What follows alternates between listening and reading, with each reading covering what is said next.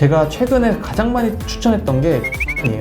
근데 지금 매물이 가보면 아예 없어요. 가격도 막 엄청 올랐고. 네, 안녕하세요. 10년차 공인중개사 성호건입니다. 오늘은 제가 또 저번에 이제 갭 투자를 말씀드렸다면 오늘은 분양권 매매에 대해서 좀 설명을 드려보려고 합니다.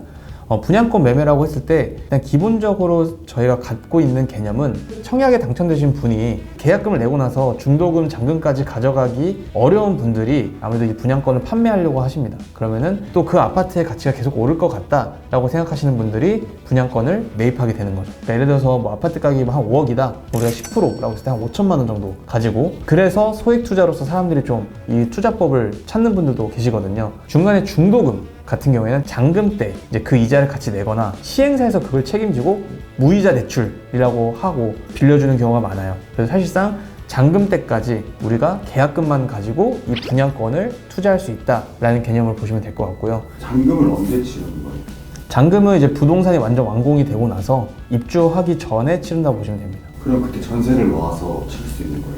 맞아요. 내가 살 때는 한 가치가 한 4억, 5억 정도였는데 아파트가 지어지는데 그래도 몇 년이 걸리잖아요. 그 몇 년 후에 그 지역에 형성된 시세가 막 7억, 8억이 가 있다 라고 한다면 사실상 내가 이 시세차를 벌써 들어가기 전에 5천만 원만 가지고 2억, 3억을 벌 수 있는 효과를 발휘할 수도 있는 거죠.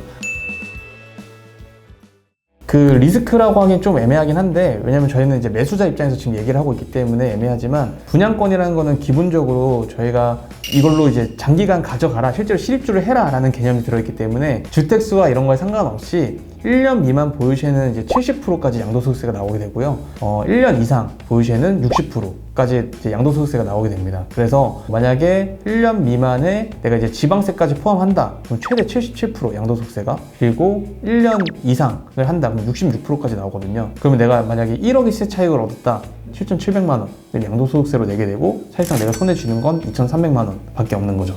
시세 차익이 77%를 내야 된다고요? 네. 원래 다 그래요? 분양권 같은 경우에는 좀 더 그런 걸 타이트하게 묶어놓은 게 좀 있어요. 기간에 따라서 1년 미만 안으로 팔게 되면 사실 투기로 본다, 약간 이런 거죠. 그럼 분양권 거래만으로는 되게 이득을 보기가 어렵네요. 되게. 그래서 저는 분양권을 이렇게 투자한다고 했을 때는 기본적으로 1년이나 2년 이렇게 보는 게 아니라 정말 완공되고 나서의 시세까지 좀 바라볼 수 있는 분들이 투자하시면 좋겠어요. 내가 이 지역의 가치를 보고 개발 호재도 보고 살 수 있는 분들이 이 거래를 하면 좋겠다라고 좀 말씀드리고 싶고요. 기본적으로 우리가 분양권 거래를 한다고 했을 때 뭐 마이너스 피, 뭐 손피 이런 내용들이 있잖아요. 그래서 처음 들어보신 분들은 이 피가 뭐야, 뭐 피 흘리는 거야, 뭐 이러시는 분들도 있을 것 같은데 죄송합니다. 재미없죠? 아니요. 프리미엄이라는 용어의 약자예요, 피가.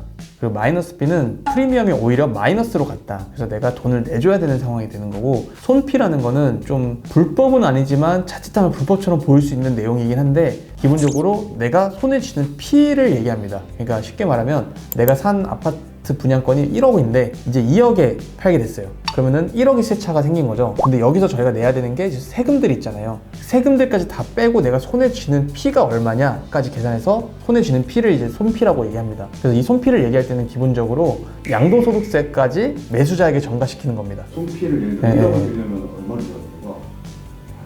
27%니까 3억을 줘야. 그럴 수도 있죠. 예, 그쵸. 그럴 수도 있죠. 근데 뭐 진짜 뭐 강남이다 뭐 이렇게 막 진짜 엄청 핫하게 뜨는 애들은 사실 그거 이상으로 뜨는 걸 바라보고 하는 거니까, 어차피 5억, 10억 더 올라가니까. 예, 그렇게 생각을 하는 거죠, 그 사는 사람들은. 예. 제가 최근에 가장 많이 추천했던 게 청량리예요. 예. 청량리.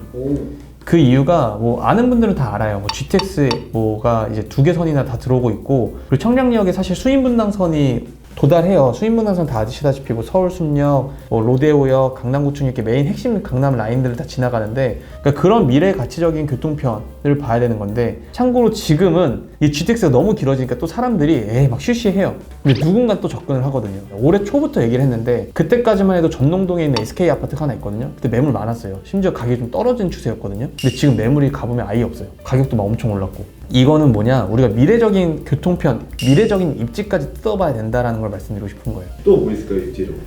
입지적인 거는 이제 뭐 저희가 흔히 뭐 고속도로 개통도 있겠죠. 이건 실제 사례로 좀 말씀드리면, 제가 양평에 있어서 좀 양평을 잘 아는 것도 분명히 있습니다. 서울 양평 고속도로가 2020 1년도, 2년도 이때쯤 이제 예비탕성 통과가 됐어요. 그 타이밍에 양평에는 전례 없던 아파트 세대수가 막 분양이 되고 막 그랬거든요. 근데 막 한 달 만에 완판되고 1500세대 완판되고 막 그랬어요. 그 상황을 아예 딱 정확하게 말씀을 드리면 양평역 앞에 일신건영에서 지은 이제 아파트가 있거든요. 그게 분양가가 제가 기억하기로는 평당 1200인가 1300 정도에 거래했던 걸로 알아요. 분양을. 그래서 완판을 했고, 그 다음에 한라비발디가 1400인가 1450인가 했던 걸로 알고 있고, 그 다음에 분양한 현장에 포스코더샵이 1500인가 1550인가 이렇게 한 걸로 알고 있어요. 근데 이게 불과 3년 4년 사이에 막 다 일어난 일이거든요. 그런 사이에 한 친구는 부모님이 좀 아파트를 사주고 싶어 한다 라는 친구가 있었고, 한 친구는 제가 소액으로 좀 부동산을 사고 싶다라고 하는 친구가 있어서 마침 5천만 원으로 계약금을 걸고 우리가 완공 때까지 좀 기다릴 수 있겠더라고요. 그리고 주변 시세는 좀 오를 것 같고, 그래서 이제 분양권을 매매해가지고 계속 소유해가지고 잘 가져가서 시세가 계속 오르고 있는 사례가 좀 있습니다. 그러면서 또 최근에 현장이 열려요. 이런 것도 봐야 됩니다. 최근에 이제 양평에 열리려고 하는 현장이 효성 해밍턴 현장이 있는데, 지금 아마 이 아파트는 쉽지 않을 거예요. 아마 고전을 하긴 할 건데, 중요한 건 이 아파트가 주변 분양가는 좀 올릴 겁니다. 왜냐면 지금 시공비가 너무 많이 올랐고, 그래서 기존에 옛날에 한 3년 전, 4년 전에 거래했던 그 분양가로는 할 수가 없기 때문에 기본적으로 올릴 거예요. 그럼 어쨌든 필요에 의해서 사는 분들이 계실 거고, 거래가 일어나면 또 그 주변 금액이 또 올라가게 됩니다. 그래서 이런 것들, 환경적인 것들을 좀 보면서 하시면 분양권 할 때 포인트들이 꽤 될 수 있죠. 그런 걸 좀 알려주시면 안 돼요, 미리? 네, 이거 이제 영상 보시면 앞으로도 제가 하나씩 공부하면서 직접 다 알려드릴 거고요. 필요하시면 저한테 이제 직접적인 컨택이 필요합니다.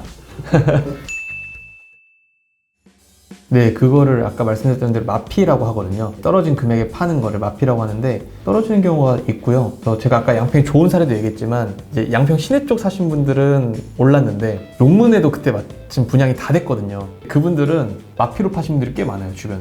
이런 양평 같은 지방만이 아니라 서울도 마피 사례가 꽤 있었어요. 반포자에도 원래 미분양 나가지고 마피 났었어요. 타워팰리스도 마피였어요, 미분양. 그런 식으로 서울에서도 이제 마피 거래가 실제로 일어났었던 게 있고, 마피 거래는 생각보다 흔하다. 근데 우리가 마피를 잘 사면 부가가치가 당연히 훨씬 뛴다. 마피가 근데 왜 나는 거예요? 마피는 뭐 여러 가지 이유가 있겠지만, 기본적으로 갑자기 공급이 확 몰리게 되면 이제 거기에 다 입주할 사람들이 없잖아요. 그걸 다 수요할 사람도 없고, 또 혹은 근데 공급이 많아진 거에 비해서 또 그걸 살 수 있는 사람들이 없으면 기본적으로 마피가 날 수 있죠. 미분양이 나게 되고. 미분양이 나면 이제 가치가 떨어질 거라고 예상이 돼가지고 파는 거예요, 마피도. 그쵸. 분양 받은 사람들이 어우씨 나 이거 빨리 팔아야 되나 싶어가지고 이제 마피로 팔 수 있죠. 공고에 못 이겨가지고 파는 거고. 그런 거 진짜 잘 주면은 시세 차이가 많이 볼 수 있겠네요. 그쵸. 근데 진짜 제가 반포자이나 이거는 결과적인 얘기여서 그런 거지, 그때 그 시장의 분위기는 절대 쉽게 살 수 없는 분위기였죠. 그 미분양이 났을 때는 미분양이 날 만한 이유들이 있기 때문에 어떤 것들은 그러면 사도 괜찮은 거고, 어떤 것들은 사면 안 되는 건지를 정말 정확한 분석과 컨설팅이 좀 필요합니다. 저희가 소액 투자로도 만약 잘 할 수 있다면 갭 투자나 경매처럼 그냥 뭐 드라마틱한 건 하지 못하겠죠. 왜냐면 시세대로 분양권 매매를 하게 될 테니까. 하지만 분양권 매매를 잘 살펴보시면 우리가 앞으로 어디가 얼마만큼 개발이 될 거냐를 잘 살펴보고 가시면 소액으로 굉장히 큰 효과를 볼 수 있는 투자 방법 중 하나다라고 보시면 되겠습니다. 만약에 오늘 내용이 좀 재밌으셨고 앞으로 내용도 궁금하시다면 구독과 좋아요 부탁드리겠습니다. 감사합니다.